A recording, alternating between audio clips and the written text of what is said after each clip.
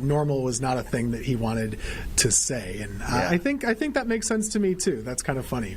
Another little climate thing I was looking up for lately is, we just come off another weekend with highs in the 70s.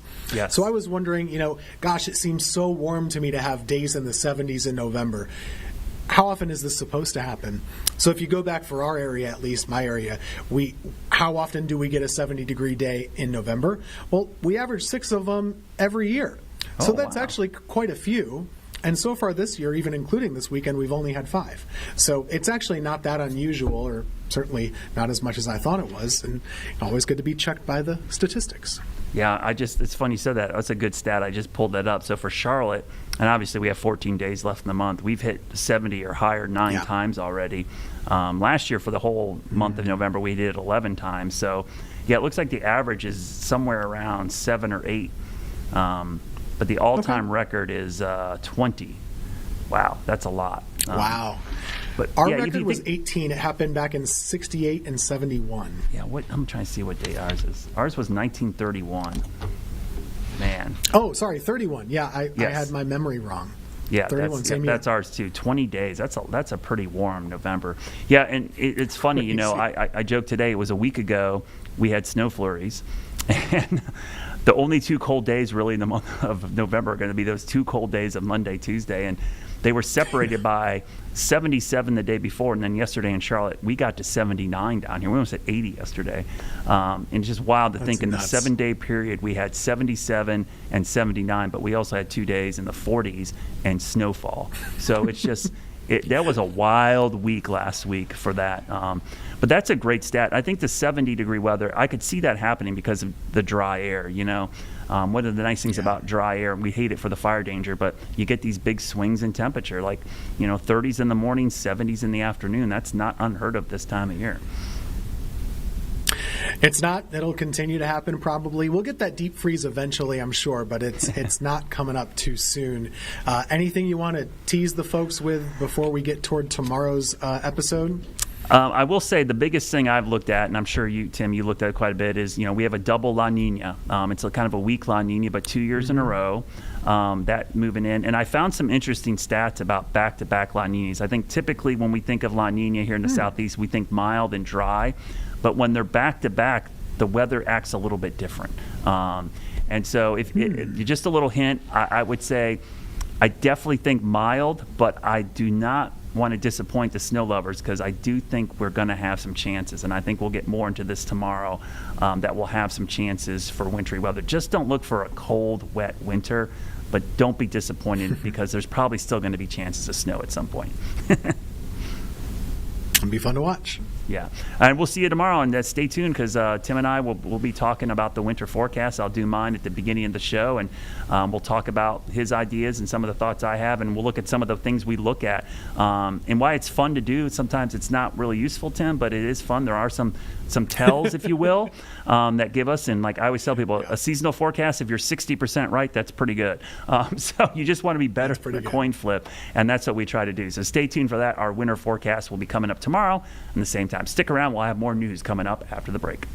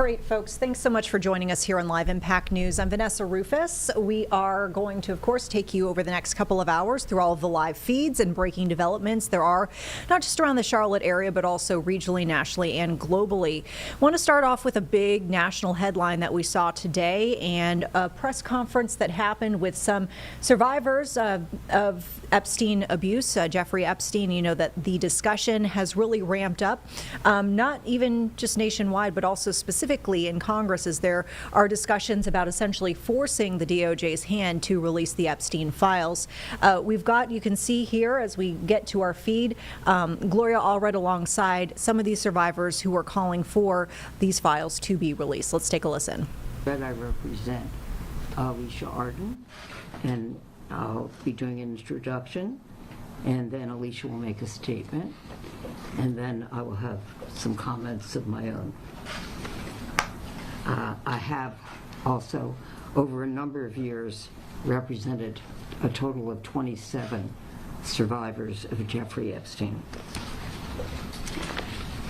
This week, the House of Representatives and Congress is expected to take a floor vote in support of or against the Department of Justice's releasing all of the files that it has not yet released to Congress into the investigation of Jeffrey Epstein and those who associated with him, who may have enabled, supported, or conspired with him to sexually abuse and or sex traffic underage girls and adults.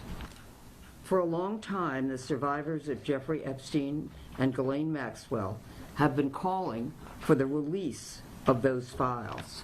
While thousands of pages have been released to the House Oversight Committee as a result of a subpoena, which they authorized, thousands more pages have not been provided by the Department of Justice, even though polls show that the majority of Democrats, Independents, and Republicans in the public have supported the release of those files. Their survivors have made it clear over and over again that they want transparency and they want to know the whole truth concerning how Jeffrey Epstein trafficked children and adults for such a long period of time. Alicia Arden, who is here with me today, is the first victim of Jeffrey Epstein to have proof that she filed a police report because of what Epstein did to her. And, however, no prosecution of Jeffrey Epstein ever took place in reference to her police report. Alicia will explain how she feels about the upcoming vote in the House and the President's decision yesterday to tell House Republicans to vote to release the files. After Alicia speaks, I will share my concerns about the latest development on this issue announced by the President and how it may impact the survivors' desire to have all of the Department of Justice's files released. First, however, I'm honored to present Alicia Arden. Can you move the mic over the... Closer? Yeah. Sure.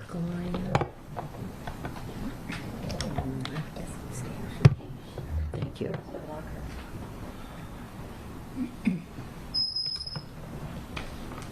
Okay. Thank you, Gloria. And thank you all for coming. And this has been a very... Can you speak up a little? Oh, okay. Thank you, Gloria. Is that better? Thank you. Thanks all for coming. This has been a very emotionally draining week for me, as I'm sure you all can imagine. And it's been very emotional for so many of the survivors, myself, of Jeffrey Epstein. And the current administration promised during the campaign to release the Jeffrey Epstein files, but all the files were not released due to the House Oversight Committee, even though the campaign and the committee had subpoenaed them. President Trump just told everyone to just move on. And then this week, revelations came out in emails from Jeffrey Epstein's estate, which mention President Mr. Trump. And that same president who told us to move on threatened a Republican member of Congress who changed her vote to support the survivors. And then, when it became clear that many Republicans wanted the vote to release the files, and then the president changed his position. And as now told Republicans in the House to vote for the Department of Justice files to be released. So, as you can imagine, the events of this last week has completely been, it's hard for me to say, it's been very much a complete slap in the face to the victims, myself, who are just reaching and searching for justice in this matter. The only thing that we really learned from last week is that those in Washington are more concerned with playing political games than they are with being honest with the American people and helping the victims. Myself, of Jeffrey Epstein, the victims of Jeffrey Epstein, and Miss Maxwell. And this week, the House of Representatives will finally have the opportunity to decide if the Epstein files will be released. So, speaking as one of the victims, I beg you to release these files once and for all. I mean, there is no valid reason for refusing to do so. So you can't claim that it is to protect the victims. I mean, when it is the victims, myself, and the victims that have been calling for the files to be released. I mean, this should be really an easy bipartisan issue. And why would there be a single no vote? My hope is that finally these files will be released. And those who were complacent in Jeffrey Epstein's crimes will finally be named. And the American public will get the transparency that they've been promised and which we all deserve and they deserve. But if the House does not vote to be releasing these files, it will be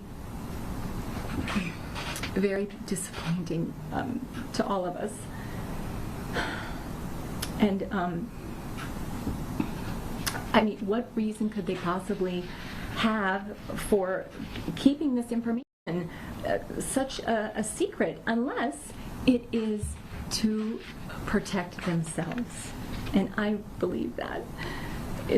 What could they have? It's in order just to protect themselves at the expense of myself, the victims, all of the public. And the more that we are denied the files, the more we assume that the very politicians who vote appear to be doing and so to hide the facts for their own political or personal reasons. So once again, I appeal to the members of the House. Vote to release these files so that we can finally see who else helped Jeffrey Epstein and who else victimized so many children and adults. Thank you, Alicia. Welcome. I would like to begin by thanking the President for urging the Republicans in the House to vote to support the discharge petition and on the floor to release the Epstein files. However, I am concerned with what the President has not said. First, he has not explained to the public that a vote to release the files is not really necessary. The House Oversight Committee has already subpoenaed the files, and some of the files, but not all of them, have been released. The committee could seek a vote holding the Department of Justice in contempt, but most likely they do not have enough votes to take that step. Further, the Department of Justice could have released all of the files and still could, voluntarily. They did not need a vote in Congress or a subpoena to do that. However, because they have not released all the files, certain members of Congress want to vote on this issue, and now they'll have the opportunity to do that.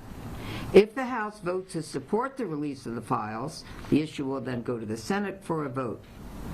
I note that the President has not urged the senators to vote to release the files. Even if the senators do vote in favor of the release, the bill will then go to the President. And the President has not indicated that he would even sign such a bill. Further complicating all of this is that the President has directed the Department of Justice to investigate high-level Democrats who are mentioned in the Epstein files. Attorney General Pam Bondi said she would do that, and she directed the Justice Department's office in the Southern District of New York to open the investigation. Will any Republicans whose names are in the files and who were associated with Jeffrey Epstein also have their names be released, or will their names be withheld? Will any of them be prosecuted if there's sufficient evidence to do that? Will the release of the names of Democrats in the files contaminate any future prosecution of those individuals named in the files? Also, Democrats who are being investigated should be able to argue selective prosecution, which appears to be political persecution. There are many more questions that flow from the President's statements and lack of answers to other important questions. The road to full transparency will be a long one, but I feel that the courage of survivors to persevere will help us to find the answers to many questions that they have. I look forward to as much justice as is still possible for all of the brave survivors. And I'll be happy to take any questions, and Alicia can take any if she wishes to. Ms. Albright, I have a question. Would you speak up, please? Thank Yes, you. I have a question. Emily Valdez, KNX. I recall the survivors saying that they were going to put together their own list and release it. Do you have any update on that?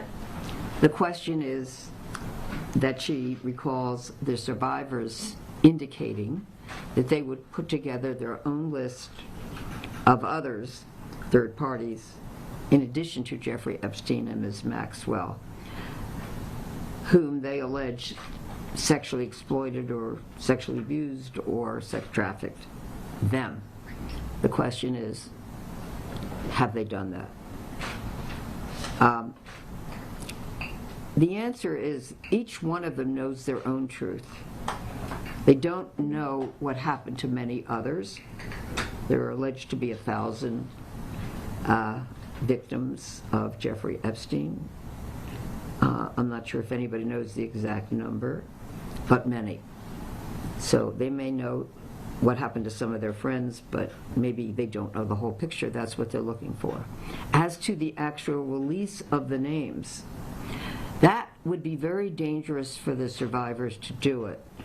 And there are many attorneys involved, and I have no doubt that the attorneys have warned them that if they release the names of others, who sexually abused them and said, Mr. X raped me, Mr. X sexually assaulted me, that they could be sued by the person whose name they released, who would then say, you have accused me of a crime, because rape, sexual assault of a child, these are crimes.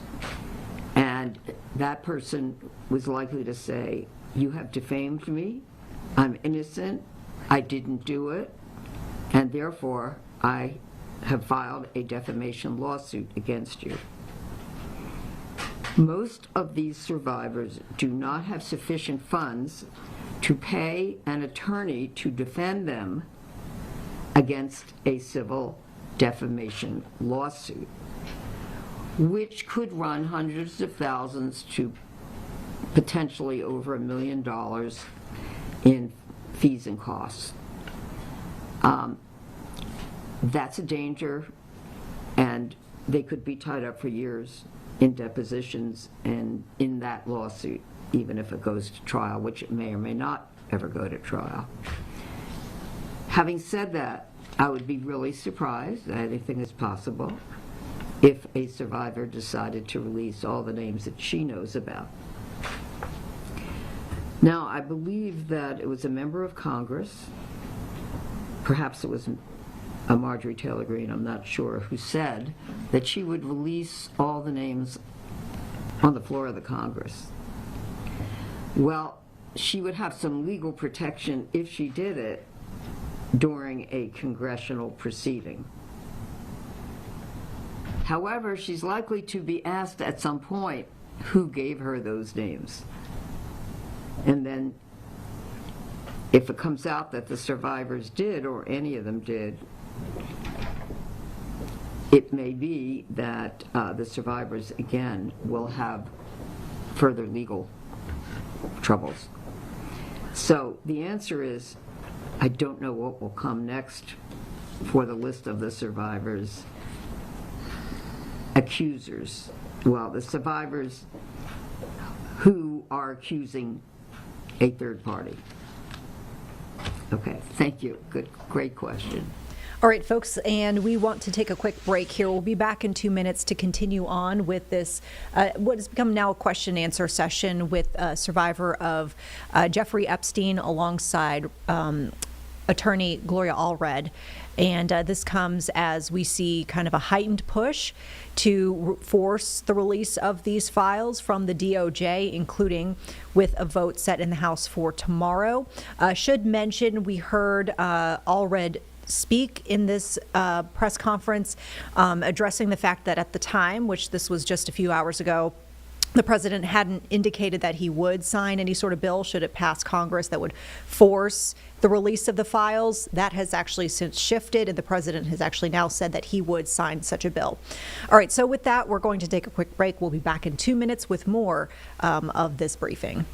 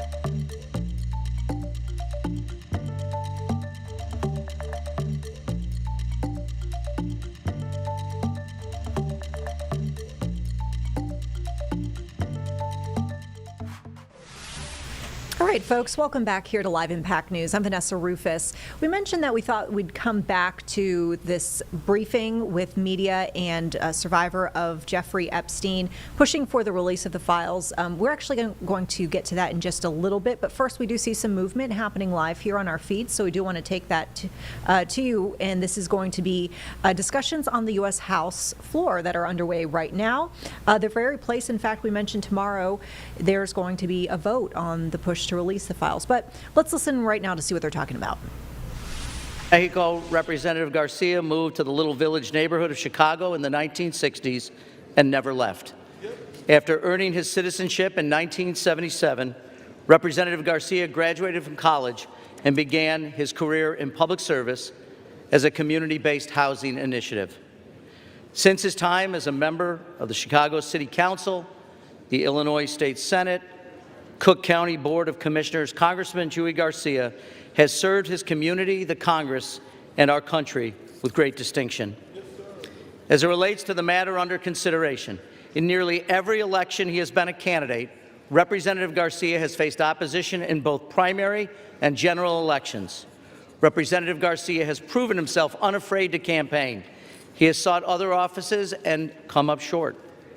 During the filing period in Illinois, any qualified citizen, any qualified resident of the state could have filed to challenge Representative Garcia. In fact, Representative Garcia won a competitive primary just last cycle. Throughout his career in public service, Chuy Garcia has demonstrated a broad and deep respect for his constituents. This includes his fierce advocacy for Chicago's immigrant communities, teachers, public employees, and the economically striving and struggling among us. Representative Garcia is a dedicated public servant, and his record of accomplishment is worthy of celebration. I urge all of my colleagues to vote no on the resolution, and I reserve the balance of my time. The gentleman reserves. The gentlewoman from Washington is recognized. We are not here to adjudicate the character or quality of work of what has gone before in the career of Representative Garcia. That is not the question at hand. No good work means that you are able to end your career with impunity and choosing your successor. This slide towards this is not who we are as a country. People bled and died for the right to elect their own representative. And to say that you can at the last moment, submit at least 2,500 signatures when your name is at the top of the list. And to the question of legality, this is not a question of whether or not what he did was legal. This body does not adjudicate state election law. That's not what we're trying to do here. We do not choose the rules in Illinois elections. But what we can say, we cannot imagine every illegal thing, every amoral thing, and make it illegal. Legality is smaller than morality. And the question at hand is, do we condone a subversion of an election because it is playing by the rules? That's not what we're here to do. And with that, I'll reserve. The gentlewoman reserves. The gentleman from New York is recognized. Thank you, Mr. Speaker, and I'd want to once again remind the members that any one of the citizens of this district could have filed petitions, and in fact, Mr. Garcia has faced primaries before and general elections before. But let me yield now to the distinguished gentleman from the state of Illinois, my very good friend, Representative Chuy Garcia, for 5 minutes. The gentleman is recognized for 5 minutes. Thank you, Mr. Speaker and colleagues. I stand here, believe it or not, with a grateful heart. Over the last several days, many of you have reached out with kindness and understanding. I appreciate your concern for me and your desire to keep our caucus united. I wasn't expecting to stand here to debate my retirement. But before any of us are members of Congress, we're husbands, we're grandfathers, we're sons, we're mothers, and we're sisters. We're regular people. But life reminds us that our jobs come second to the people waiting for us at home. Yes, sir. After nearly 40 years of public service, I decided not to seek a fifth term, and I'm proud to have served with integrity and respect. That's right. I turned 70 next spring, and I decided that it was time to dedicate more of my time to the people who have sacrificed the most so that I could serve. Yes, my wife of almost 50 years, my children, my grandchildren, the family that steadied me through victories and through heartbreak. When my daughter Rosa passed away in 2023 and left us 4 beautiful young children, it shook our entire world. Overnight, our house became a home for those kids. We did what every family does. We stepped up. Yep. We held them close and we gave them love and stability. Despite dealing with multiple sclerosis, my wife Evelyn carried the heaviest load as their day-to-day caregiver. Because of my wife, I was able to keep meeting the responsibilities of my job here and in the district.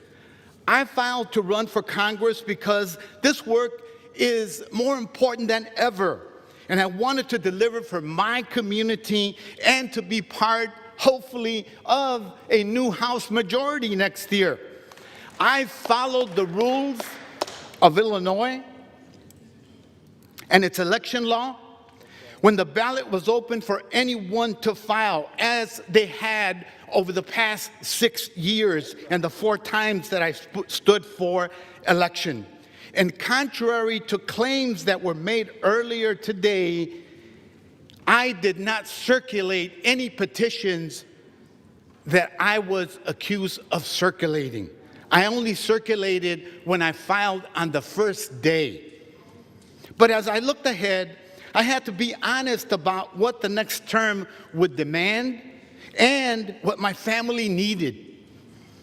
I saw the big picture, supporting my wife as we manage her illness, taking better care of my own health, and being present for the grandson that we just adopted 2 weeks ago. It was a tough decision, but I made that choice as any husband, father, grandfather would make at that moment. I stood by my family values and as we ask others to do. Every one of us knows the pressures that come with serving here. But I hope that none of my colleagues ever face the circumstances my family has faced in the last 3 years. Meanwhile, my district, my community is under assault by our own government. And I ask you to listen.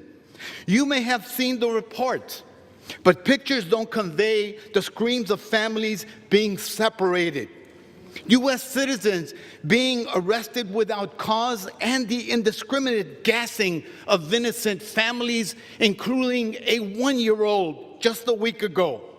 Families in my district are living with fear and trauma that no one should have to endure in our country. Last week, we returned after 54 days with the House shuttered, including a 43-day shutdown. We returned hoping for democratic unity. Therefore, I was shocked to be called out in a resolution on the House floor. I think you would agree with me that voters don't want these arguments in Congress. The voters want us to be working to help them to afford health care, rent, and child care. Colleagues, none of us wants to spend the next year trading divisive disapproval resolutions. Mr. Speaker, I would yield an additional minute to the... All right, folks, a quick break in order here. We'll be back in 2 minutes. May rejoin with the House floor in session if we see any more dialogues continuing, or we could rejoin in progress this press conference with a survivor of Jeffrey Epstein. We'll see you in 2.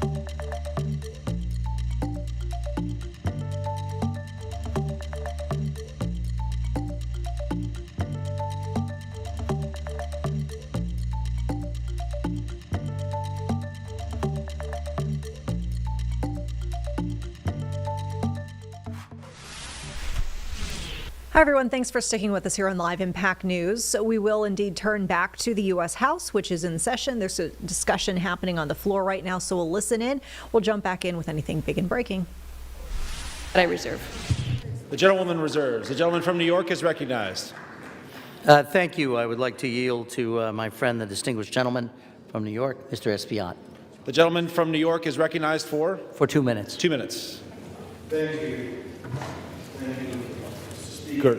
Since 2019, I have been proud to call the gentleman from Illinois both a colleague and a trusted friend. During the Build Back Better negotiations, we stood shoulder to shoulders to defend immigrant communities when it mattered the most. That is who Chuy Garcia is.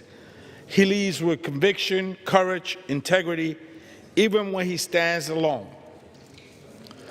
Chuy Garcia came up during the era of the late and great Harold Washington in Chicago, who took down the political machine. It was Chuy Garcia who stood next to our other colleague, Luis Gutierrez, in his home as two young men when Luis Gutierrez's home was firebombed. His home was firebombed. And Chuy Garcia was the person standing next to former Congressman Luis Gutierrez. An immigrant from Mexico and the son of a bracero, Chuy Garcia has spent 45 years as an organizer, public servant, and a coalition builder who never loses sight of the people he serves. He has been a steadfast champion for dignity, equity, justice across Chicago. He stepped out of this race for one reason, and one reason only: his family. We often hear in these hollow hallways of Congress the word family values, and it is often used with hypocrisy. But here we have a person that's really standing up for his grandchild, for his... Speaker, I'd like to yield an additional 2 minutes. The gentleman is recognized for an additional 2 minutes. Here you have someone that's standing up for his grandchild, for his ill wife, for his community. He's standing up for family values, and yet he has to stand here and defend himself. His decision to step down is very personal, and his decades of service speak for themselves. We are grateful for his unwavering commitment to public service. At a moment where some are working overtime to protect the wealthy and gut health care for working families, we should stand together, united, to defend affordable health care. That is the issue that we should be talking about here tonight. We should be standing together to talk about how we're going to lift the least among us and make it easier for them. That's what we should be talking about here tonight. Nearly 20 million people are at risk of losing coverage, and that should be our priority. We called Chuy, both myself and Lou Correa, we call ourselves the three amigos, because we have so much in common, although I'm from New York, he's from Illinois, and Lou is from California. The word amigo means friend. It has been lost in the journey. The meaning of that word has been lost, and I may add, maybe mutilated. But I'm here to call Chuy tonight mi gran amigo. And I yield back, Mr. The gentleman yields. The gentleman from New York reserves. The gentlewoman from Washington is recognized. I'll reserve. The gentlewoman from Washington reserves. The gentleman from New York is recognized. Yes, thank you, Mr. Speaker. I'd like to now yield 2 minutes to the gentle lady from Vermont, Ms. Bayland. The gentlewoman is recognized for 2 minutes.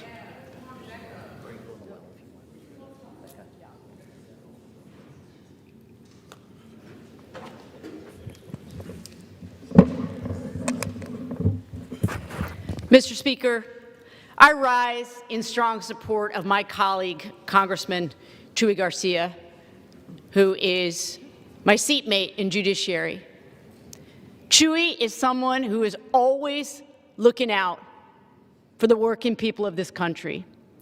Chuy is always the one in committee who is thinking, how is this going to affect the people back home in my neighborhoods? For 45 years, this man has worked relentlessly for his communities that he serves. His steadfast dedication to community has been on full display this year in the midst of the barbaric assaults that they have endured in Chicago. And as Border Patrol Commander Gregory Bovino has indiscriminately launched chemical agents in residential neighborhoods and kidnapped people off the streets, the people of Illinois' 4th districts have had a strong champion in Chuy Garcia, standing alongside them every step of the way to demand justice. And that's how he fights for not just everyone in his district, but for people across this country. Because he is a man of principle, and he is a man of morals, and it is so disheartening to see his name dragged through the mud today. When federal agents kidnap staffers off a local elected official off the streets, Chuy and his team were there demanding his release. He goes where he needs to go to stand up for his people. And isn't that what we all want from our elected officials? Now, I want to acknowledge that, yes, indeed, our democracy is corrupted, and it is rigged against working people. But it's not because of Chuy Garcia. Chuy has fought for working people his entire life, and he has been fearless in voting to stand up to the mega corporations that are screwing us over and the big banks that don't give a damn about us. I urge my colleagues to keep all of these things in mind. The gentlewoman is recognized for an additional minute. I want you to. All right, folks, we're going to pivot away from this for just a moment to take a quick break. You could hear some of the representatives there on the U.S. House floor, and we've heard multiple folks speaking on this, decrying some of the immigration enforcement operations seen, specifically in the Chicago area, but knowing, of course, in the Charlotte area, there are many folks here who feel the same way. We know it's a pretty contentious issue, and there are folks who are very much in favor of the arrests that we've been seeing here in Charlotte in recent days, and there are some who are decrying this. We're going to continue the conversation with some brand new breaking information we're getting out of the state's capital regarding immigration enforcement. We'll be back in 2 minutes with all we know about the situation.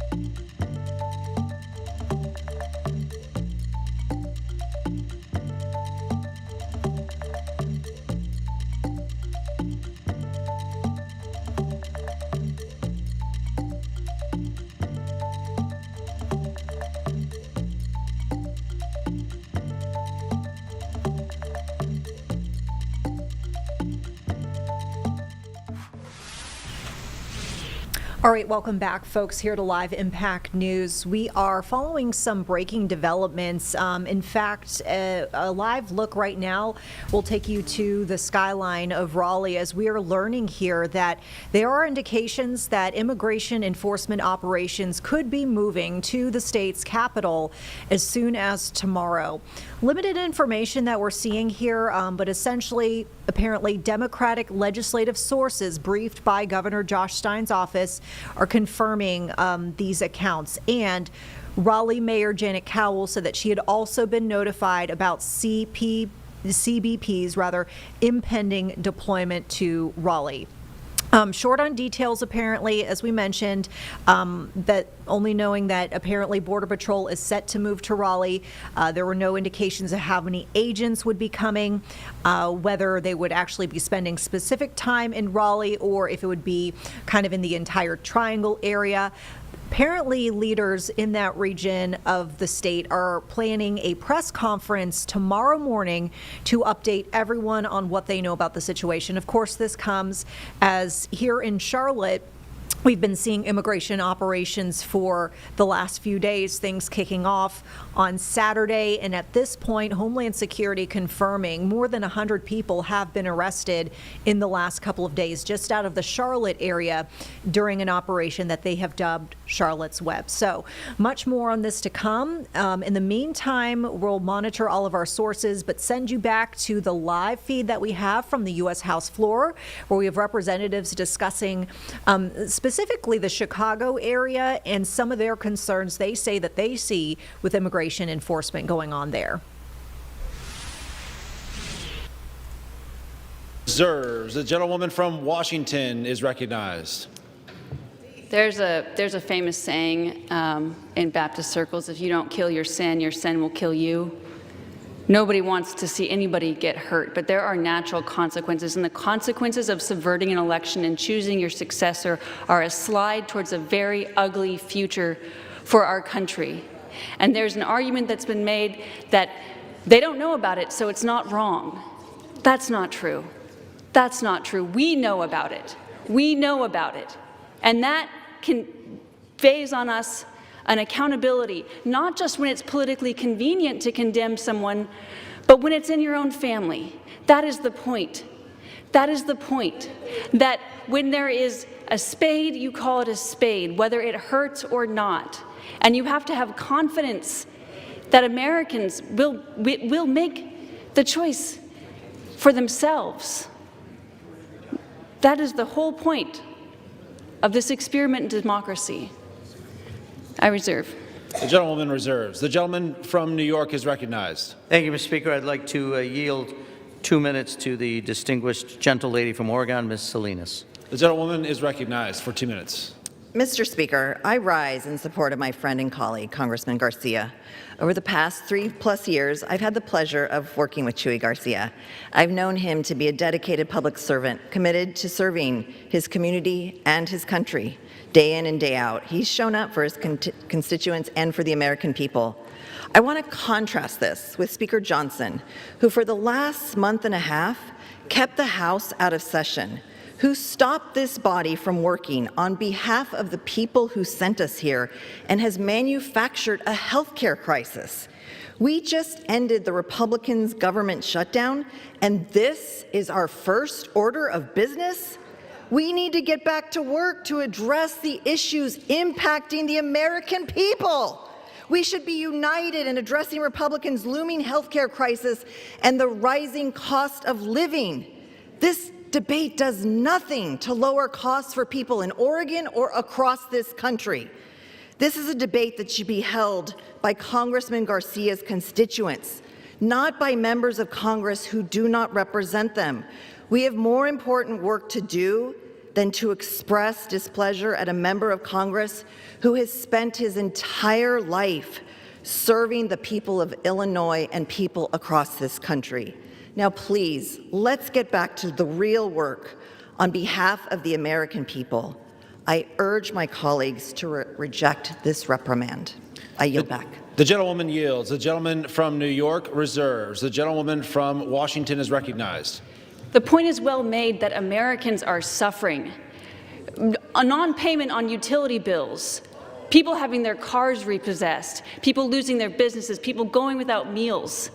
That's in my community, and that's real. And we do not dutifully serve the long work of building a self-determining country by turning our constituents into petitioners who would only demand free things from us, a relief from this pressure of consolidation and corporate power.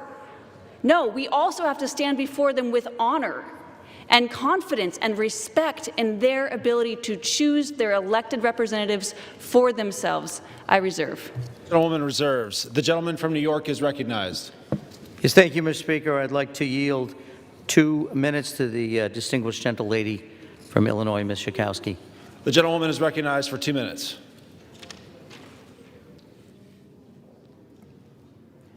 I'm so proud to stand here today to talk about one of the most important leaders in the city of Chicago for many, many years, helping people after person, making sure that his community and our community has been safe, to stand up and fight for the people of the city of Chicago, a city that my colleague does not really understand the kind of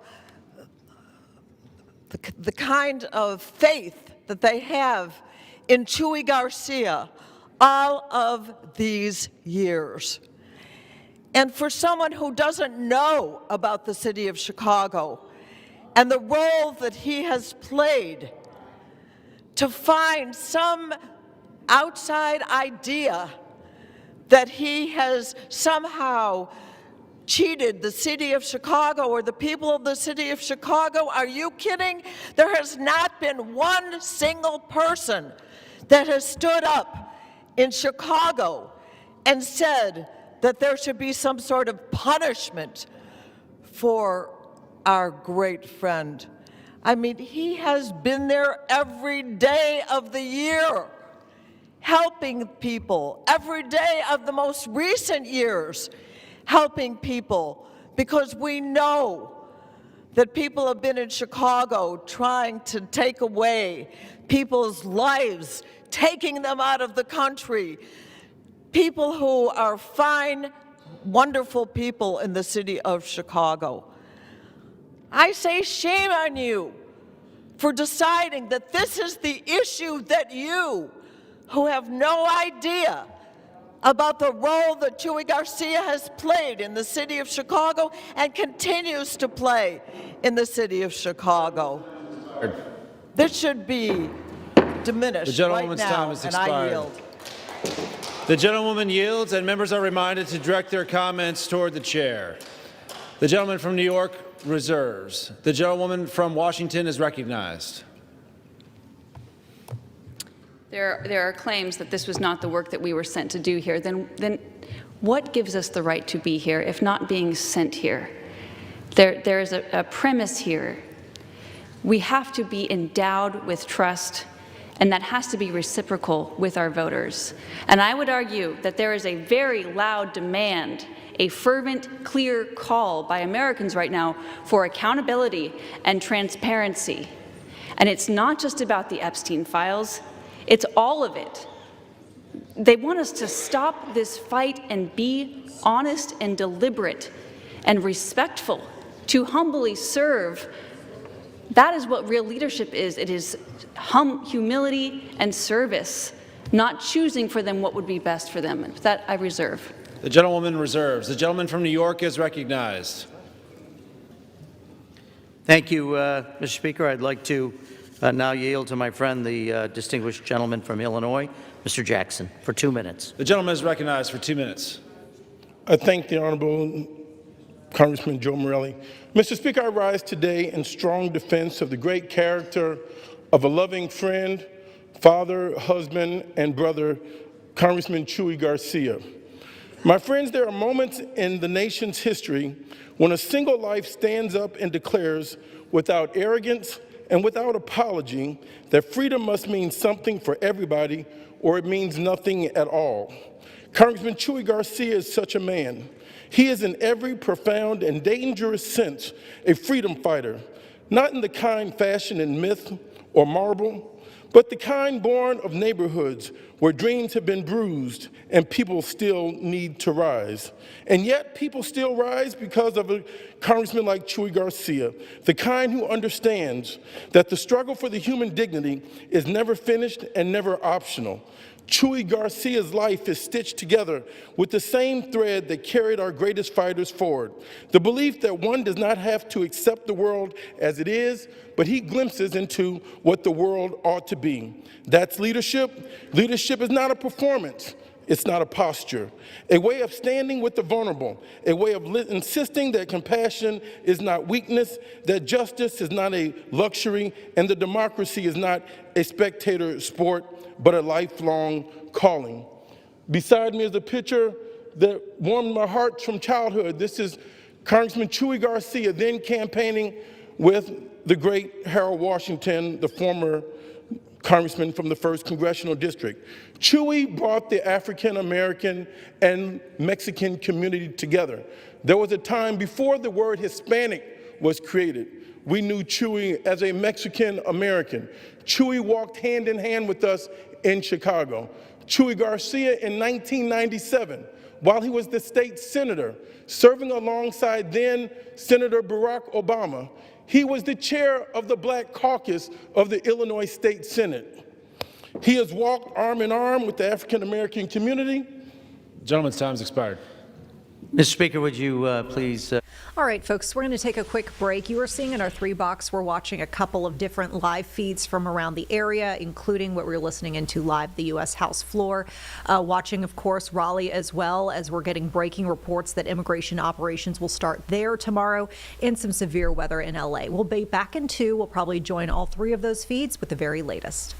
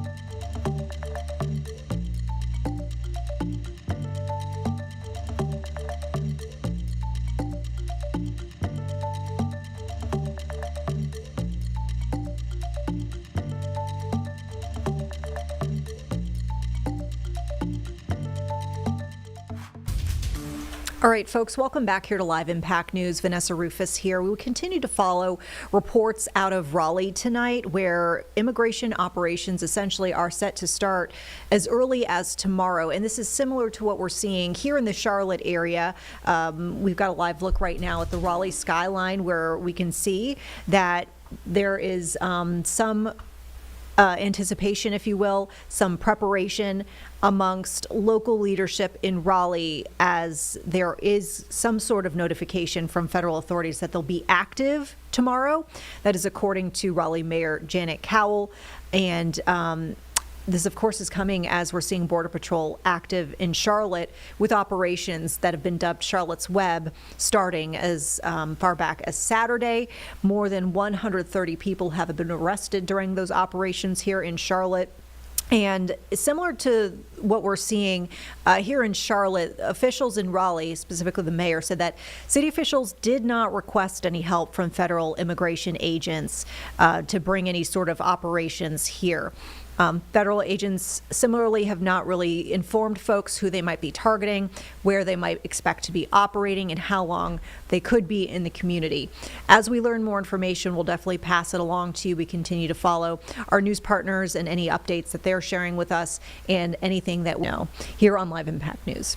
With that, we'll send you back to our 3-box and listening in primarily on the U.S. House floor as we see specifically discussions on Representative Chuy Garcia, who is facing some backlash from others in the chamber regarding essentially a move to ensure that his chief of staff will replace him in Congress when he retires.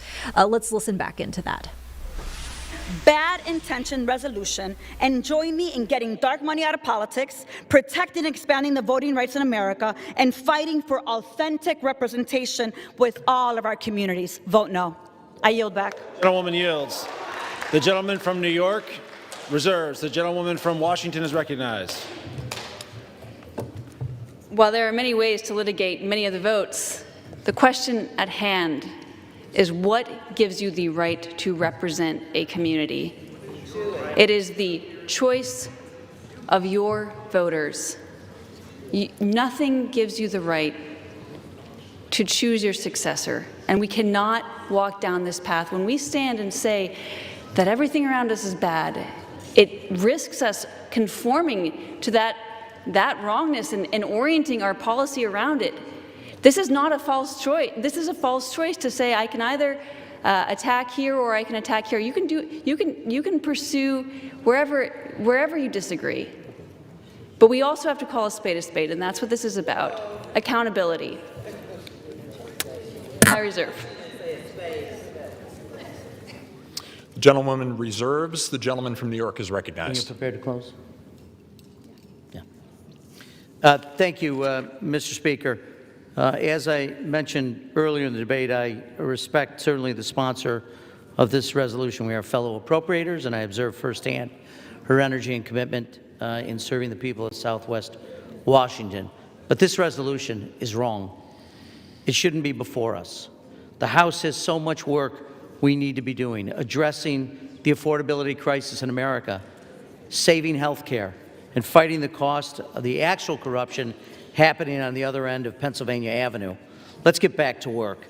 I commend my dear friend, Representative Garcia, for his long and distinguished tenure in public life and as a devoted public servant. I wish him and his family the very best as they begin the next chapter of their lives, and I urge my colleagues to reject this ill-conceived resolution. I yield back the balance of my time.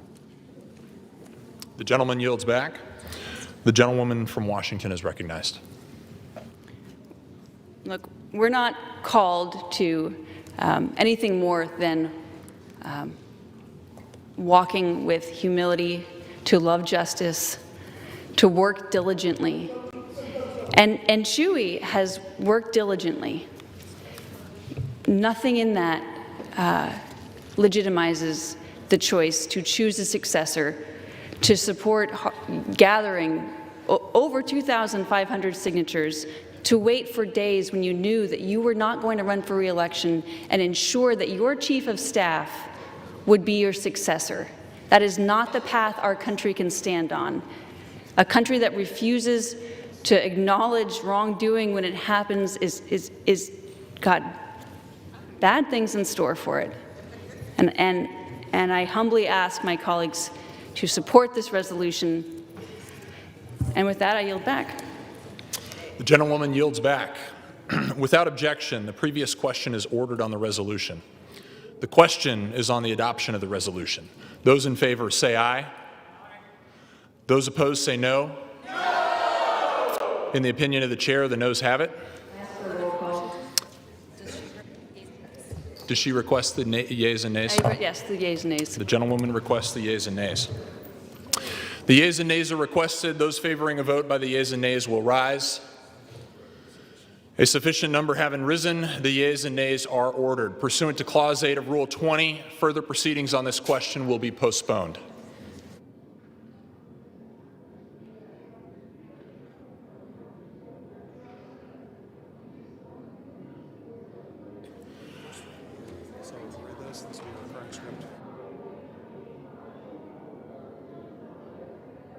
Chair will now entertain requests. 1-minute speeches. For what purpose does the gentleman from Wisconsin seek recognition?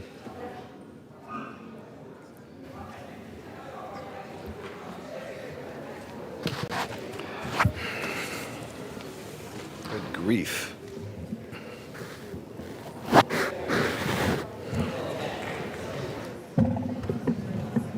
There we are. Thank you. I'd like to ask a request to speak for 1 minute. And to revise Without and objection, extend my the gentleman remarks. is recognized. The gentleman, Ben. The House will be in order. The gentleman is now recognized. I'd like to comment on that last debate for a second. We're in danger of this country, and one of the ways we're in danger is that there are certain politicians who are becoming more and more prominent who have a contempt for the average American. And sadly, I've seen this happen more and more over time in the Democrat Party.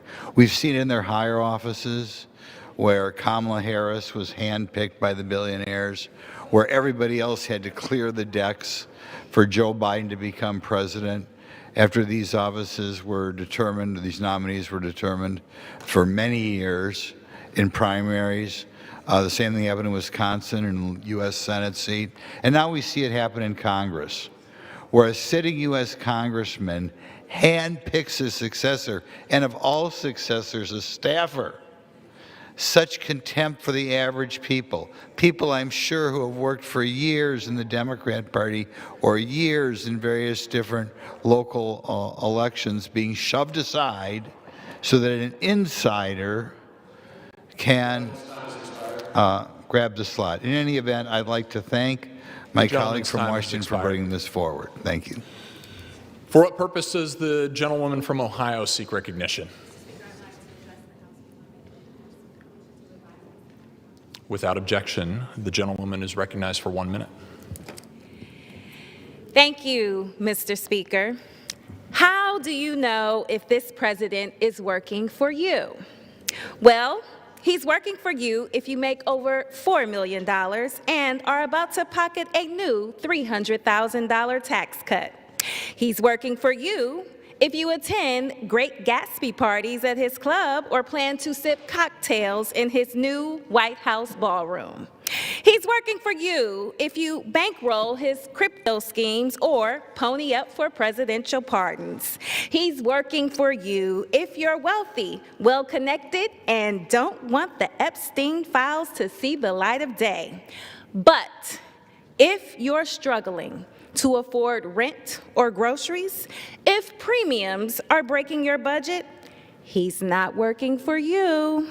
No, he's driving up your costs by imposing reckless tariffs and cutting SNAP, Medicaid, and ACA subsidies. This president works for the wealthy, and working people are paying the price. And with that, Mr. Speaker, I yield back. Gentlewoman yields back. For what purpose does the gentleman from California seek recognition? Without objections, the gentleman is recognized for 1 minute. Thank you, Mr. Speaker.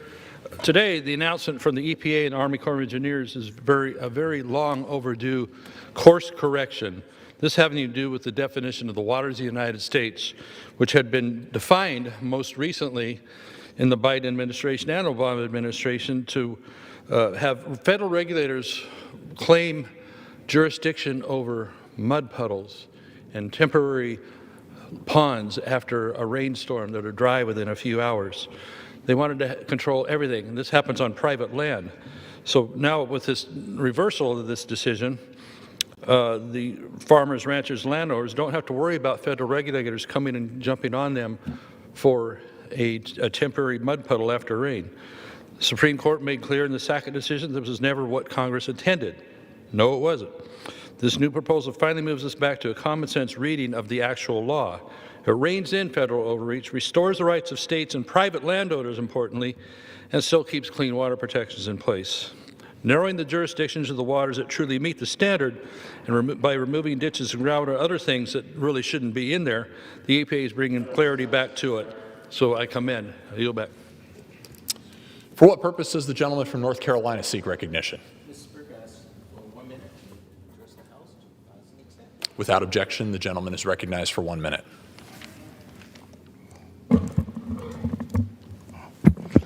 Mr. Speaker, many in eastern North Carolina and throughout the nation who purchase health insurance through the ACA marketplace are deeply worried about rising premiums. As open enrollment is underway, constituents remain uncertain and are in a holding pattern waiting to see if Congress will fix it. Many are experiencing emotional distress, including a mother who even broke down in tears. Some are considering changing their coverage or foregoing it altogether, taking on multiple jobs, or even tapping into lines of home equity to fill the gap if Congress fails to act. Mr. Speaker, I've signed on to a discharge petition calling to extend ACA premium tax credits. I've also signed on to a bipartisan letter to senators in support of a real solution. We owe it to the people of Eastern North Carolina and our nation. Members of Congress who have health insurance should not deny coverage to hard-working families. I yield back. Gentleman yields back. For what purpose does the gentlewoman from Virginia seek recognition? Without objection, the gentlewoman is recognized for 1 minute.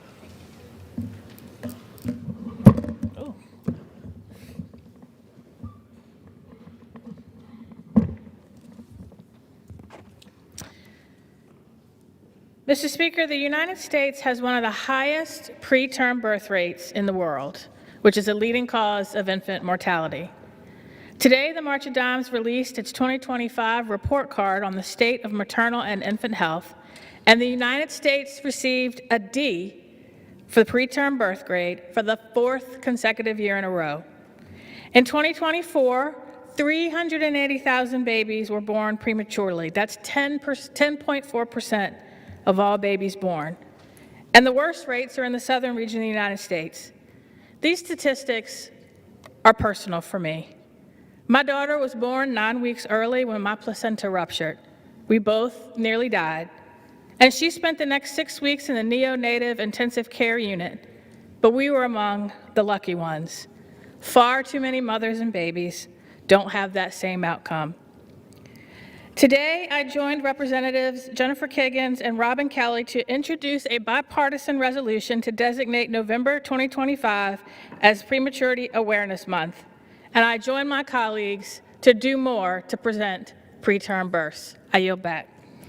The gentlewoman yields back. For what purpose does the gentlewoman from Vermont? All right, folks, we're going to take a quick break here. In about 2 minutes, we'll be back with either more of these discussions happening on the House floor, or we do continue to follow that breaking news out of Raleigh, where immigration enforcement is set to start as early as tomorrow. So we may have some new details to share on that front. So stick with us here on Live Impact. We'll see you in 2 minutes.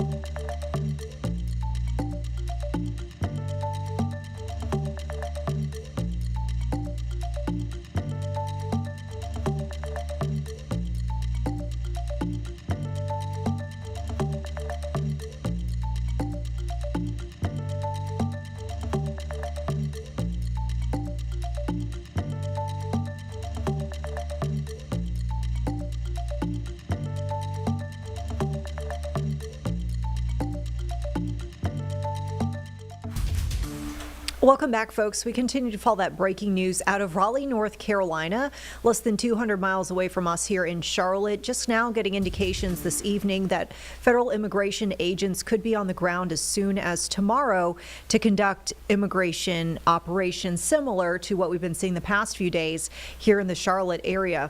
This information coming from Raleigh Mayor Janet Cowell. Apparently, she received word that the agents are already in Raleigh tonight. We got live images from the skyline there.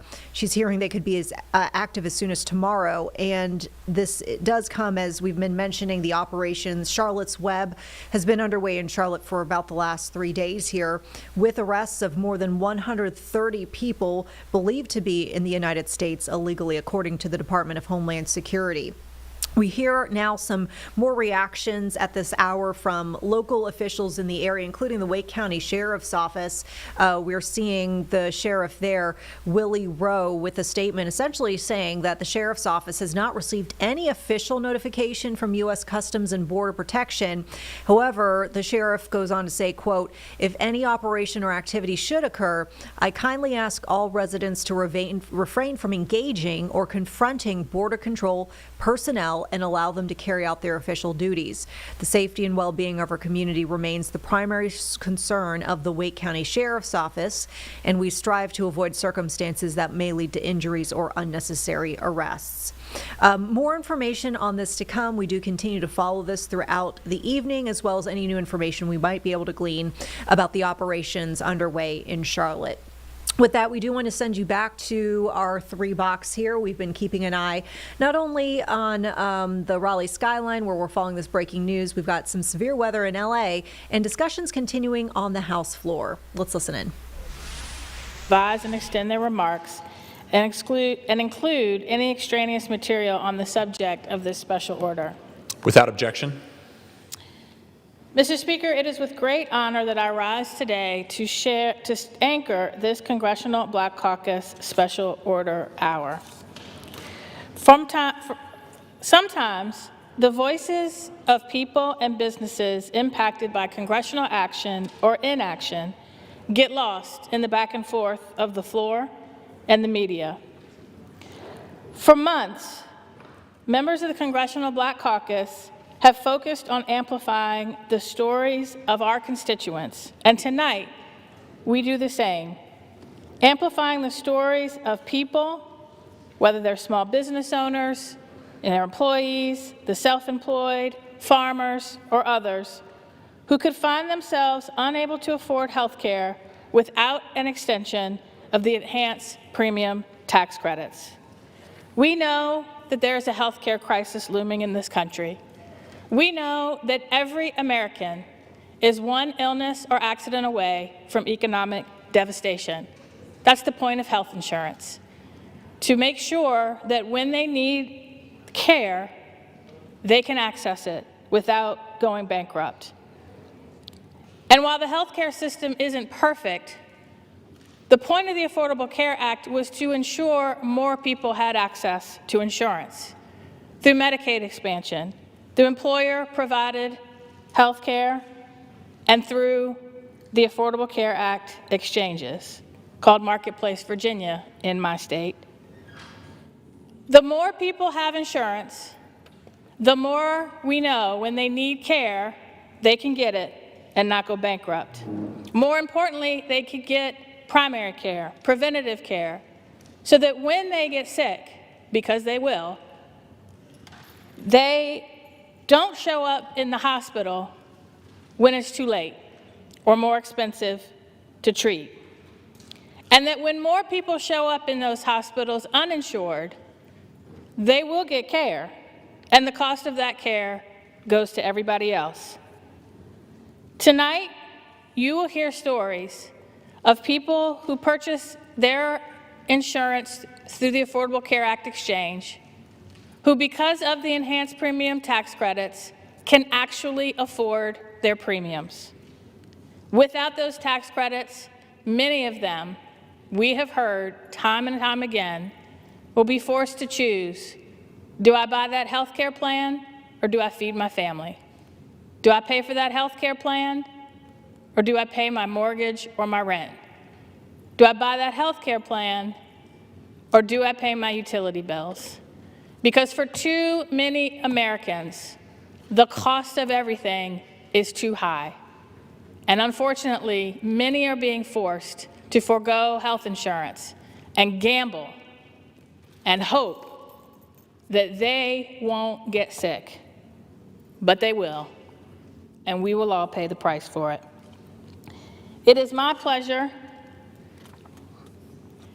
to yield to the gentlewoman from Alabama, Ms. Terry Sewell.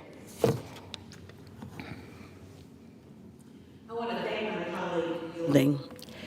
Just like the rest of America, we in Alabama are facing a health crisis caused by the Republican Party. Thanks to President Trump and Republicans in Congress, more than 58,000 of my constituents in Alabama's 7th Congressional District will see their health insurance premiums skyrocket next year. One of my constituents, a 63-year-old gentleman from Wilcox County, Alabama, in the rural part of my district, this gentleman works for the Wilcox County Water and Sewer District. Just like his coworkers, he receives health insurance through the Affordable Care Act marketplace. Currently, his premiums cost $188.29 per month. But after receiving his rate letter last month, he learned that his monthly premium would increase by 700% to more than $1,500. That's right. Thanks to President Trump and Republicans in Congress, this gentleman will need to pay $1,300 more per month to keep the same health care plan. Mr. Speaker, this is simply outrageous. The people that I represent cannot afford these ridiculous Republican price hikes. Throughout the government shutdown and well before, Democrats have been sounding the alarm. We have been demanding that Republicans work with us to lower the cost of health care and address the crisis that they have caused. What did they do instead? They shut down the government and held food assistance hostage from the most vulnerable Americans. Make no mistake, the consequence of inaction will be dire. If Republicans continue down this road, millions of Americans will be forced to go without health care insurance, one unexpected ER visit away from bankruptcy.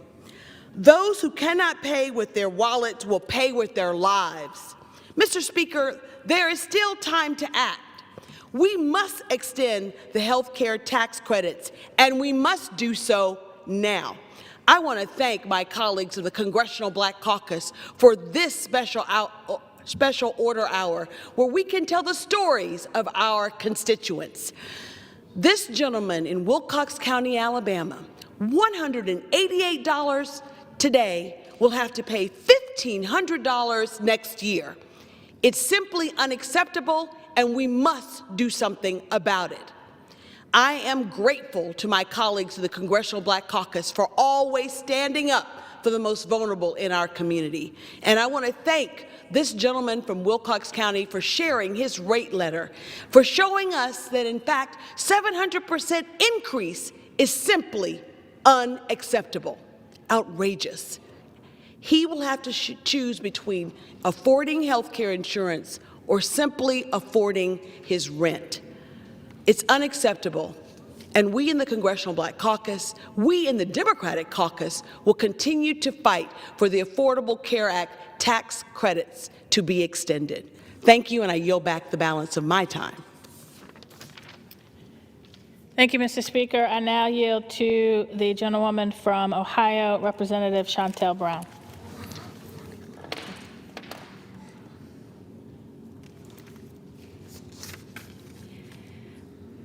Thank you, Congresswoman, for leading tonight's special order hour.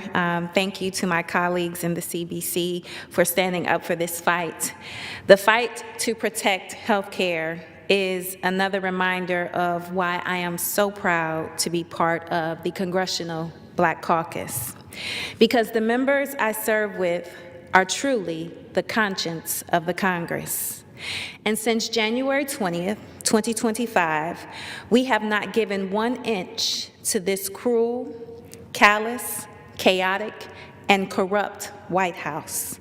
Because the truth is, the communities we represent, including my hometown of Cleveland, cannot afford Trump's agenda.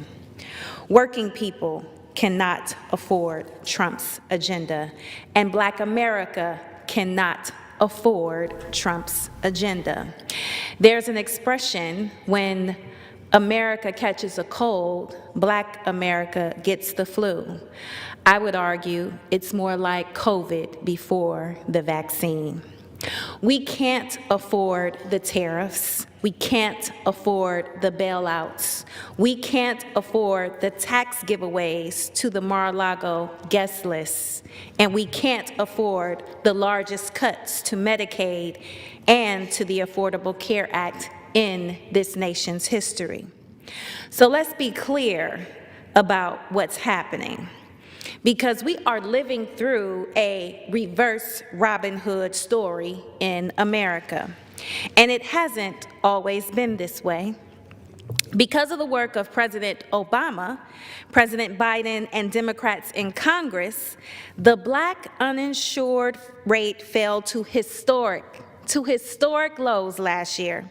That's right. We went from 20% of Black Americans being uninsured to just 10%. All right, folks, we're breaking in with some new information. Essentially, we've got another statement that we're seeing, another politician who's weighing in on these reports of Border Patrol coming to Raleigh. As you can see, North Carolina Governor Josh Stein just now posting on social media within the last 20 minutes or so, saying that his office is aware of reports that Border Patrol is bringing its operation to Raleigh. He goes on to say, once again, I call on federal agents to target violent criminals, not neighbors walking down the street, going to church, or putting up Christmas decorations. That last part is actually alluding to an incident from over the weekend here in Charlotte, where we received video from a homeowner where agents had essentially started speaking with folks who were working in a front yard, and they were putting up Christmas decorations. But nevertheless, the governor goes on to say, quote, stop targeting people simply going about their lives because of the color of their skin, as you are doing in Charlotte. He goes on to say that people of Raleigh remain peaceful, and if you see something wrong, record it and report it to local law enforcement. So we'll keep an eye on things out of Raleigh. Once again, we'll send you meantime back to the House floor as discussions continue there. It is currently set to be 4 times as much for health insurance as it was this year. I didn't go ahead and enroll yet because I'm hoping Congress gets their heads in the game and do what is right. I'm not making any more money this year than I did last year. My income is the same. Rent is going to increase, gas is increasing, groceries are increasing, utility bills are increasing, and now my health care too. It's become impossible to survive in this country, end quote. Talia, I completely agree with you. To my colleagues across the aisle, I implore you, stop protecting the powerful, stop serving the wealthy, and start listening to the people. Truly, it is time for Congress to get their heads in the game. I want to thank you, Talia, for sharing your story, and I want to assure you we will not give up on this fight. It's time we work together to cancel the cuts, lower the costs, and protect health care for all Americans. And with that, I yield back. Thank you, Mr. Speaker. And now I yield to our chairwoman, the representative from New York, Ms. Yvette Clarke.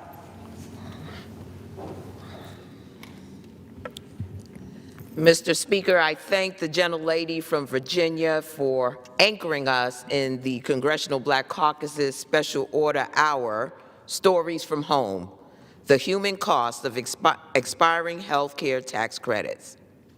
Tonight, you've already heard from my colleagues, and we speak for everyday Americans, families, seniors, young adults, and workers who now face the devastating reality that their health care premiums are about to double, in some cases, triple and quadruple, when critical tax credits expire at year's end. In New York's 9th Congressional District, this crisis is not theoretical. It's happening to the single mother in Flatbush, Brooklyn, who finally been able to afford her son's asthma medication. It's happening to the retired home health aide in Brownsville, stretching every dollar just to stay covered. It's happening to the young entrepreneur in Crown Heights who took a chance on starting a business because these credits made health insurance reachable and reliable. For years, these tax credits extended during the pandemic have been a stabilizing force for families across Brooklyn, New York. They help protect our community, kept our small businesses afloat, and ensured that our neighbors could see a doctor without sacrificing their rent payments, groceries, or the life-saving medications that many rely on. But because of a prolonged and entirely avoidable Trump Republican government shutdown, and because Republicans refuse to negotiate, the expiration of these credits will hit working families the hardest. In a city where the cost of living is already sky high, premium spikes will push many in New York's 9th District to the brink of losing coverage altogether. House Democrats stood united for more than 40 days to prevent this outcome. We fought to shield families from exactly this kind of financial ruin and healthcare shock. But once again, our Republican colleagues across the aisle chose politics over people. And Brooklyn, New York, like districts across the nation, will feel that pain most acutely. So tonight, the Congressional Black Caucus has done what it has always done. We center the people. We will bring forward the stories from home, stories from New York 9th District and every district represented by the CBC. We make sure that this chamber hears their names, sees and feels their struggle, and understands the real-world consequences of inaction. Because this is not just a policy. This is about whether families in Brooklyn, New York can afford their medications, whether seniors can age with dignity, whether our healthcare infrastructure can withstand the shock of hundreds of thousands, if not millions, using the emergency room as primary care, whether our children can grow up healthy and secure.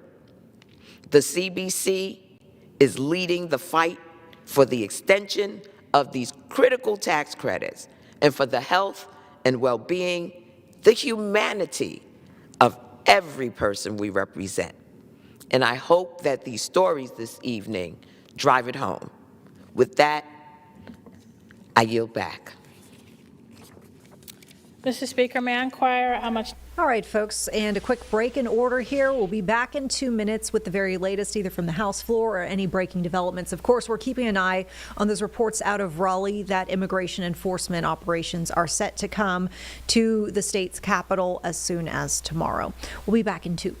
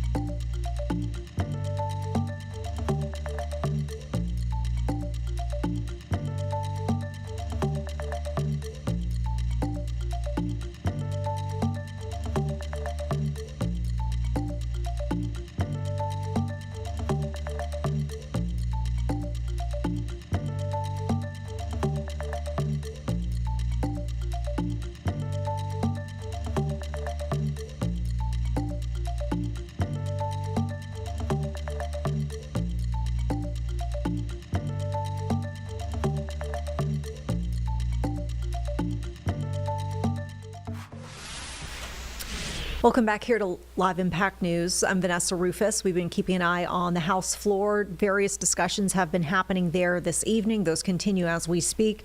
As we send you over to our 3-box, we just want to remind you we're also keeping an eye on some breaking developments out of Raleigh, as we've learned that Border Patrol could start operations there, just as we're seeing here in Charlotte, as soon as tomorrow. So we've been seeing various statements from the mayor there, for example, Wake County Sheriff, as well as North Carolina Governor Josh Stein. Some of the messaging similar to what we see here in Charlotte, in that, for example, the governor has encouraged folks to document any encounters that folks might feel is inappropriate and send that to local law enforcement there in Raleigh. Meantime, in the Charlotte area, latest check as far as number of arrests regarding what's being dubbed as Charlotte's Web, the operation here regarding Border Patrol enforcement in Charlotte. More than 130 people arrested. We'll keep you updated as we learn more. Meantime, we'll send you our 3-box and listen in to the dialogue on the House floor. And the benefits that they've offered at my corporate job, while they allowed me to give birth to my handsome son, it's the marketplace that has proved more valuable to me. And now the increased insurance, on top of the increase in groceries and other living expenses, I'm not sure how my family is going to manage it. We've heard from farmers across the district who are already struggling, particularly soy farmers. And in my district in Virginia, we have some of the largest number of soy farmers in the Commonwealth. They're already struggling under the tariffs, that as a result of they can't sell their crop. One of my farmers said to me, basically, unless you're a beef cattle farmer, you're already a volunteer right now. And now we have to figure out not only how we feed our families, but how we pay for our health insurance, because we purchase under the marketplace. Why is it so important that people are insured? I was in the Virginia legislature when we expanded Medicaid under the Affordable Care Act. And the reason we did it was because we had rural hospitals that were about to close. We had so many people who were not getting preventative care, and it was leading an already bad maternal health crisis to get worse. It was leading an already bad infant mortality crisis to get worse. It was leading a preterm birth crisis to get worse. But by getting people connected to a medical home, paid for by insurance, in that case Medicaid, or later when we created a state-based exchange through the exchange, they could get preventative screenings that could identify cancer while it was still treatable. Pregnant women would be healthy when they got pregnant and not have to deal with hypertension and other chronic diseases that lead to a high maternal mortality rate. We saw health outcomes improve. We saw hospitals that were on the verge of closing because of the high number of insured overcome that risk. During the summer recess, I visited a dental clinic in far southwest Virginia, in Abingdon. Before that dental clinic opened, communities in southwest Virginia waited a full year for a dental clinic as part of a larger healthcare clinic to come where they could get basic dental care, dentures, and other types of dental care. When this clinic opened, 80% of their patients are Medicaid recipients, 20% are uninsured. Now, thanks to the pending Medicaid cuts, they don't know what they're going to do. They're worried about the uninsured in that community who are covered by Medicaid. And now that community is also worried about those that are insured through the Affordable Care Act. Because without your health insurance, You don't know what you're going to do when in the blink of an eye, your child is injured. I know that fear. When my son was about 3 years old, in the blink of an eye, he burned his hand. I happened to be in a rural area as part of a conference. We went to the local hospital. They didn't have a burn clinic, and they said, you can drive back to Richmond. This is on a Saturday. They said, you can drive back to Richmond, and on Wednesday, there's a dental clinic. A burn clinic. And they can take your son, or we can see if we can get you admitted to UVA Hospital or VCU Hospital, both of which were hours away. But we can see if he can get admitted right now. I said, we're going to see if he can get admitted right now. Between the ambulance ride, a week in the hospital, and the treatment, because I had employer-provided health care, I still had to pay $1,000 out of pocket. The total bill was $15,000. This was 12 years ago. Think about what that bill would be today. But I was fortunate because I had employer-provided health insurance. I only had to pay $1,000. But I think about how many people don't have that. And Medicaid or the Affordable Care Act is their only option. Right now, they're worried about whether that option is going to be available. And so what is that? All right, folks, time for a quick break here on Live Impact News. We'll be back in 2 minutes. We'll have the very latest for you either from the House floor or some of the immigration operation discussions we're seeing regarding not just Charlotte at this hour, but also talk that we can start to see Border Patrol in Raleigh as soon as tomorrow. We'll be right back.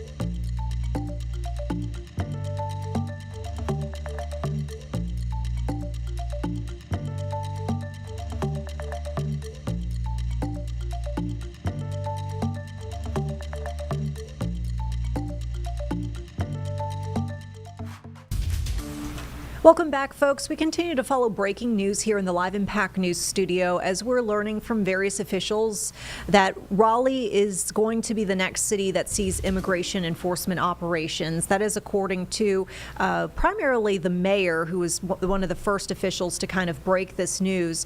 Essentially, the federal immigration agents are already on the ground in Raleigh tonight. Live look at the skyline as we speak, those agents on the ground. But operations could start as soon as tomorrow. tomorrow. That is according to Raleigh Mayor Janet Cowell. And of course, this comes as Charlotte has seen operations underway since Saturday with more than 130 people arrested. Department of Homeland Security believes these are folks who are in the U.S. illegally and says that they sent the agents to Charlotte despite objections from city officials because they felt like this deployment was necessary. Still waiting to hear if there's any more information coming out as far as length of stay that those agents are going to be in Raleigh, the nature of the operations, where they might be targeting. But nevertheless, this is a conversation now by local officials on how to respond and what their positions will be. Here in Charlotte, just a few hours ago, city council members heard from a local group called Action NC. Action NC was demanding city leaders do more to push back against Border Patrol operations in Charlotte. And we want to take you back to that dialogue that we saw, and that is something that we heard various city council members weighing in on with their takes on the matter and what the city was within its power to do. So let's listen into that. Calls with me over the weekend as well, and he has been trying to work to address communities' concerns. We appreciate you. Good afternoon again, Madam Chair, members of council, Mayor. If we could just go through the questions, I will read the question that was presented and my response. So question 1, city owner or city leased property, whether we may legally restrict Customs and Border Patrol and ICE from using city-owned property without a judicial warrant. The city attorney's office, city manager's office, and HR, Human Resources, have developed protocols that have been in place for several months and was distributed again citywide on this past Thursday. This protocol directs staff as to what to do if there is an ICE encounter at city facilities. As part of that protocol, areas that are not open to the public require a judicial warrant, and palm cards or protocols have been distributed to staff working in city facilities to guide them in those interactions and direct them to contact staff attorneys who are on call to assist. Most city properties and facilities are open to the public, including law enforcement centers. Non-restricted properties, for example, include building lobbies, hallways, and meeting rooms, which are generally open to the public. Restricted areas include spaces designated as such, spaces requiring badged access, and spaces requiring any other form of credentialed access. A judicial warrant issued by court order, unlike an agency-issued administrative warrant, authorizes access into any restricted area. The city should maintain consistent practices for access requirements for law enforcement agencies, whether local, state, or federal agencies. The second question was whether we may limit federal access to city-collected data for civil immigration purposes unless explicitly required by federal law. Most records related to the transaction of public business are considered public records. The city may not restrict access to public records. The city is prohibited from disclosing any record for which a confidential protection exists unless there's an exception that applies. Each request for a record should be analyzed on a case-by-case basis to determine its status and whether the release is required by law. The third inquiry was with regard to CMPD response protocols. Whether CMPD may be required to verify identities, ensure lawful authority, and investigate potential misconduct when federal agents detain or question residents inside city limits. CMPD does not participate in ICE or other immigration operations, nor is the police department involved in the planning or execution of any federal immigration enforcement activities. CMPD officers are not authorized to assist with ICE administrative warrants, which are civil in nature and not criminal. Officers may become involved only when there is criminal behavior or a criminal warrant that falls under CMPD's jurisdiction. If there is a call for service regarding suspected ICE Border Patrol activity, CMPD will verify that the activity is a federal law enforcement operation, ensure accurate documentation, maintain public safety, and keep the peace. CMPD is authorized to investigate criminal activity or allegations and also enforce state and local law. Additionally, the National Defense Authorization Act is a requirement for federal military and civilian law enforcement personnel involved in the federal government's response to, quote, a civil disturbance to wear visible identification of themselves and the name of the governmental entity employing them. The fourth inquiry was with respect to civil rights monitoring, whether the city may establish civil rights impact tracking systems for incidents involving federal agents. The city may engage in data collection and administer programs designed to further support and provide support for legally permissible initiatives. Each such initiative should be analyzed for its public purpose and statutory authorization. Data gathered and impact tracking records will likely be subject to the Public Records Act. I'll pause there and share there are various impact tracking mechanisms, and so we would need to explore the methodology and the impact thereof. The fifth inquiry was with respect to emergency funding, whether the city may allocate emergency funds, including ARPA, if eligible, to community organizations serving impacted residents. Each community request for public funds should be analyzed on a case-by-case basis for public purpose and impact. For North Carolina cities, justifying expenditures of public funds requires demonstrating a public purpose that primarily benefits the community at large and explicitly avoids providing exclusive benefits, or also known as emoluments, to certain private individuals, causes, or special interests. For emergency grants to nonprofit organizations, the city should ensure that appropriate funding eligibility and use requirements are in place to maintain adequate financial stewardship of city funds. Inquiry number 6. Are any of these actions legally permissible for a North Carolina municipality under House Bill 318 and state preemption?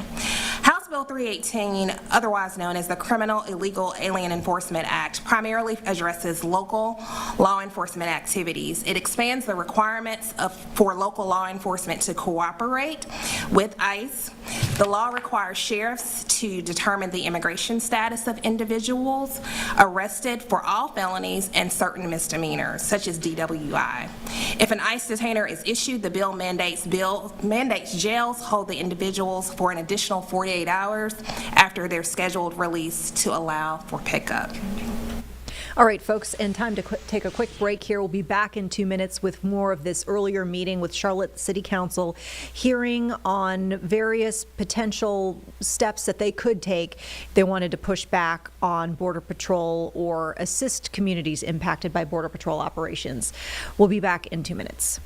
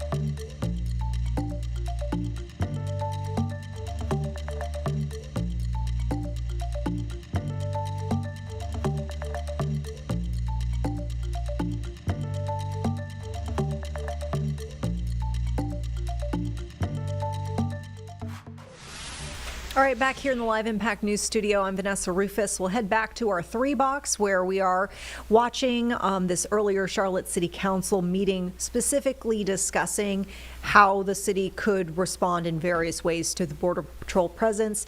This coming as we have this breaking development out of Raleigh tonight.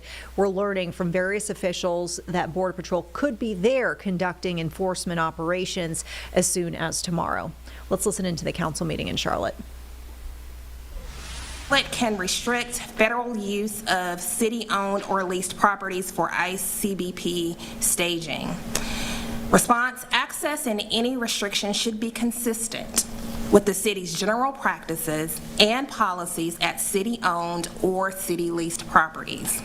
Restrictions on city property should not be targeted at a single law enforcement group or entity and should be consistently applied and enforced under federal, state, and constitutional standards.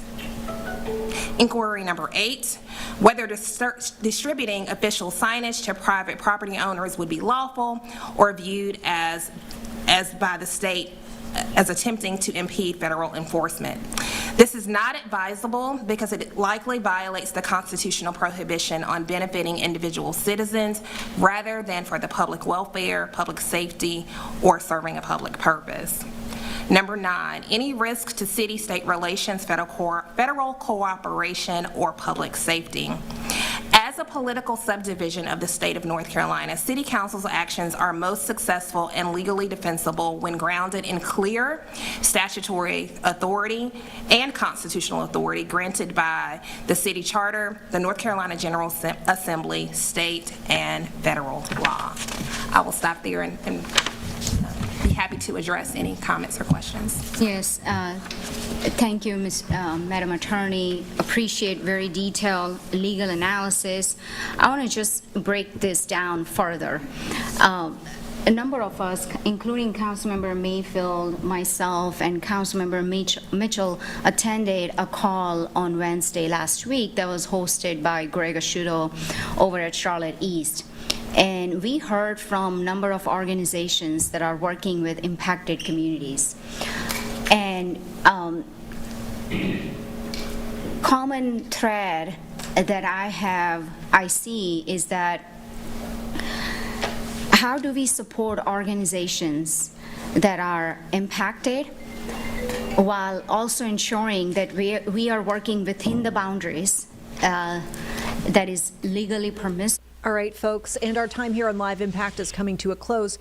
However, our Tradisha Woodard was at this meeting. She'll have the recap of this on the news at 11 right here on WCNC Plus, as well as we'll have the very latest for you regarding the information out of Raleigh regarding immigration operations starting there tomorrow. Meantime, we invite you to stick around. We've got our Panther show coming up right after these messages.